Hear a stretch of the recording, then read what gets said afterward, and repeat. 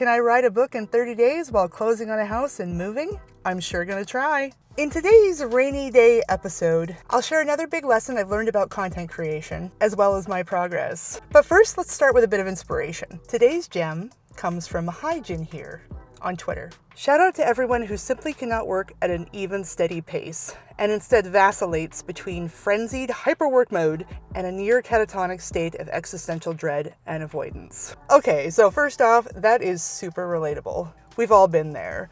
I'm actually filming today from the car because it's raining cats and dogs outside, the RV has a tin roof, and Justin at his day job, my husband, is interviewing people for a position at his employer, so I can't sit outside, and we would each screw up what the other one is doing. We're living in an RV at the moment, having closed on a house. So first off, it's been wall-to-wall insanity, and it has been crazy trying to do my normal job, let alone try to finish this book and close on the house. But more importantly, I think there's an important message here. And that's that as content creators, it's really important to embrace your ebbs and flows, to embrace the give and take of productivity. So one of the big things about content creation is you have to produce content, put out content regularly and consistently. So there's a lot of pressure on us to maintain a steady, predictable output. But for a lot of people, creativity simply doesn't work that way, and life sure doesn't always cooperate. So those cycles of high energy creation, followed by periods of rest and avoidance, are completely normal for us, especially those of us in creative fields. So rather than fighting this normal ebb and flow, I find it works a lot better if you work with it. Here's just a few quick tips and ways that I have found to bridge this gap. The first is to plan for those peaks and valleys. Basically, when you're on a high, when you're in hyper work mode, don't trust that it's going to last forever, and make sure you plan as much as you can when you're in the zone. Knowing that your energy is going to drop or life is going to intervene, that you will have the extra work done, knowing that it's going to be harder to do work later. And save the more routine tasks, the things that are easy and basic, for when you're in that low energy state and can just barely cope. The next thing you can do as a creative is you can batch content when you're in a high energy state. So I've talked a lot on this channel about batching and what it is and the pros and cons, but briefly, it's doing a lot of one task at a time. With YouTube, this can be sitting down and recording 4 or 5 videos in one go, instead of trying to do one a week like clockwork. And then you have them, and then you can edit them and put them out later. Now, this is an approach that's very tough for people who are new to content creation. So don't think of it as something that you have to do, but it is an intermediate to advanced technique that can make the workflow a lot easier and help you with those natural ebbs and flows. And this way you have content lined up for those inevitable low energy or chaotic, busy times in your life. The next thing you can do is build in your recovery and downtime. As a rule, I never schedule to 100%. My schedule is heavy, but I always leave a little wiggle room in there because I know that things are going to come up. There are going to be unexpected things that people need help with. There's going to be my own mood fluctuations, my own energy fluctuations. So I personally will always schedule in a little bit of downtime, recovery time. And if I don't need it, if I don't want to take it, I don't have to, but it's available. And I find that works very well for me, especially because as human beings, we are prone to planning fallacy, which is a psychological distortion where people routinely underestimate the time that it takes to complete a task. Now, the good thing about planning fallacy is that knowing about it already weakens its practical effects because you can buffer and know that you should be adding a little bit more time into your estimates and planning for planning fallacy. And the fourth thing is really just accepting your rhythms, accepting that there are going to be highs and lows. That's really helpful, because it takes a lot of energy to beat yourself up and try to be different and try to force yourself into consistency and to feel bad about it.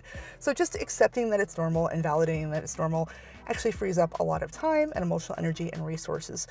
Just be easy come, easy go, ebb and flow, ebb and flow. Productivity doesn't need to be steady to be successful, especially in creative fields. It's okay to lean into those creative bursts, as long as you have systems and planning to support you during the quieter or low energy phases. And frankly, this entire challenge, where I'm trying to finish my book in November, is me forcing a hyperwork mode period on myself, basically. But even then, even within this challenge, there are going to be up times and down times within the 30-day challenge time frame. And because of that, I'm gonna have to practice self-compassion and not beat myself up while I'm doing this challenge if I have some days where I don't write enough, where I don't do an update, what have you. Self-compassion is a really cool concept in psychological research. It's about extending grace to yourself when you make mistakes. There are many simple exercises and reframes to do this, but my favorite one is this. How would I treat a friend in the same situation? I don't know about you, but I am never as hard on my friends as I am on myself. So asking myself that question truly helps me to step back and be more reasonable and not beat myself up.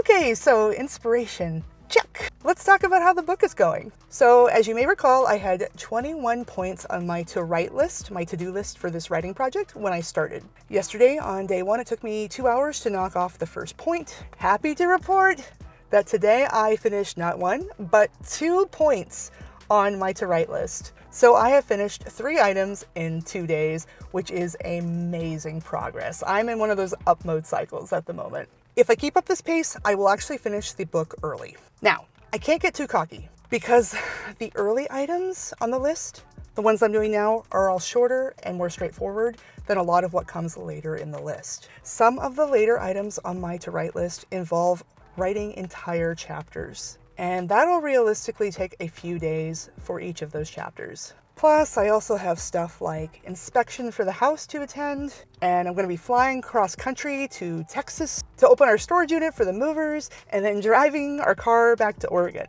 So we'll have furniture in the house this winter before the mountain passes get truly impassable and treacherous. So there are going to be days this month when writing, let alone doing a video update for you folks, is going to be difficult to say the very least. Today was a really nice session though.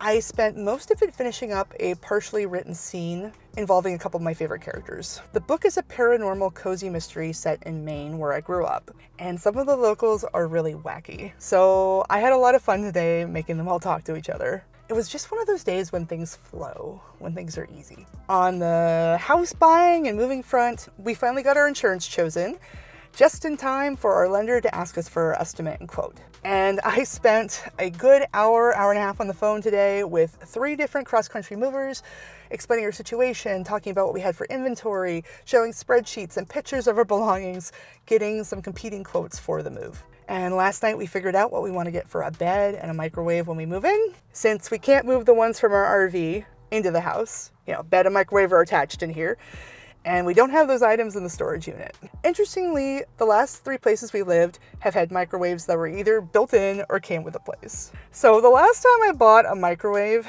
a decent one was 40 or 50 bucks, which tells you a lot of how long it's been, because it's hard to get a decent one for under 100 now. What are you gonna do, right? There's a lot to do when you close on a house, let alone all the moving logistics, and typically the average time to close is 45 days. We're doing it in about 2 weeks, so 2 to 3 times faster than the average. Needless to say, it's hectic, but we're excited. And we have spreadsheets, like I mentioned, so there's that, keeps us organized. We are a proud spreadsheet family, Justin and I.